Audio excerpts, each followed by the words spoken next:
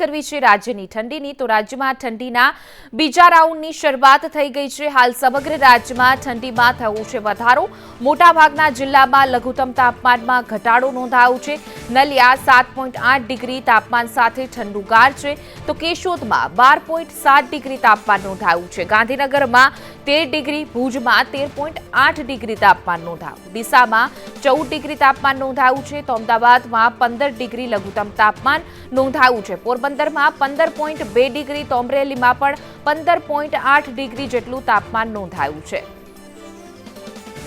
વધુ વિગતો સાથે મારા સંવાદદાતા આયુષી યાજ્ઞિક જોડાઈ ગયા છે। જે આયુષી, રાજ્યમાં હવે ઠંડીનો બીજો રાઉન્ડ શરૂ થઈ ગયો છે। મોટાભાગના એવા જિલ્લા છે કે જ્યાં 1 થી 2 ડિગ્રી જેટલું તાપમાનનો પારો છે, ગગડ્યો છે, ત્યારે અમદાવાદનું વાતાવરણ કેવું છે? બિલકુલ હિના, જે રીતે ઉત્તર તરફ થઈ રહેલી હિમવર્ષાની અસરોને ભાગરૂપે ગુજરાત રાજ્યમાં પણ ઠંડીનો ચમકારો જોવા મળી રહ્યો છે। મોટાભાગના જિલ્લાઓની અંદર તાપમાનની અંદર 1 થી 2 ડિગ્રી જેટલો ઘટાડો છે કે જે સામે આવી રહ્યો છે। અમદાવાદમાં તાપમાન 15 ડિગ્રી સુધી પહોંચી ગયું છે અને આજે ખાસ કરીને ઠંડીના ચમકારાના જે અસરના ભાગરૂપે જોઈ શકાય છે કે અમદાવાદમાં ધુમ્મસનું પ્રમાણ પણ ખૂબ વધેલું જોવા મળી રહ્યું છે। આખી રસ્તા ઉપર જાણે કે ધુમ્મસની ચાદર છવાઈ ગઈ હોય તે પ્રકારે સ્થિતિ જોવા મળી રહી છે। વ્હીકલ્સ જે આવી રહ્યા છે તેમને પણ હેડલાઇટ્સ ઓન રાખવી પડી રહી છે કારણ કે વિઝિબિલિટી છે તે પણ ઘટી ગઈ છે અને આ હિમવર્ષા જે થઈ રહી છે ઉત્તર તરફ તેની અસરોથી જે પવનો અહીંયા ફૂંકાઈ રહ્યા છે અને આ પવનોના સાથે ઠંડીનો ચમકારો પણ હવે વધવા લાગ્યો છે।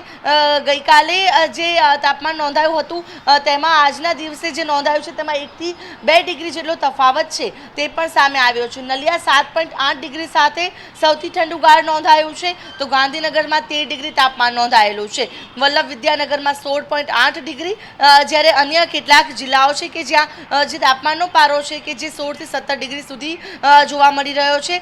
બીજી તરફ કેશોદમાં 12.7 ડિગ્રી તાપમાન છે અને અમદાવાદમાં પણ જે રીતે આ ધુમ્મસનું પ્રમાણ છે તે વધેલું જોવા મળી રહ્યું છે। આગળ જે ખાસ કરીને જે વ્હીકલ્સ આવી રહ્યા છે તે હેડલાઇટ્સ ઓન રાખી રહ્યા છે ને આગળની તરફ જે બિલ્ડિંગો આવેલી છે અને જે રસ્તા છે તે તો જાણે દેખાતા જ નથી તે પ્રકારનું અત્યારે હાલ ધુમ્મસની ચાદર છે કે આખા રસ્તામાં છવાયેલી છે। એટલે કે આ જેમ જેમ ઠંડીનું પ્રમાણ વધી રહ્યું છે તેમ તેમ ધુમ્મસનું પ્રમાણ પણ વધેલું જોવા મળી રહ્યું છે અને આ ધુમ્મસના કારણે વાહન ચાલકોને પણ જે મુશ્કેલી સાથે પસાર થવાનો વારો આવી રહ્યો છે અને બીજી તરફ ઠંડીનો ચમકારો હજુ પણ આગામી દિવસોમાં વધે તેવી આગાહી હવામાન વિભાગે કરી છે।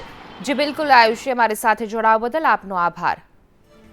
રાજ્યમાં ઠંડીના બીજા રાઉન્ડની શરૂઆત થઈ ગઈ છે। અમદાવાદનું વાતાવરણ પણ ધુમ્મસ ભર્યું છવાયું છે, સાથે જ વિઝિબિલિટી ઝીરો થવાને કારણે વાહન ચાલકોને પણ ભારે હાલાકી।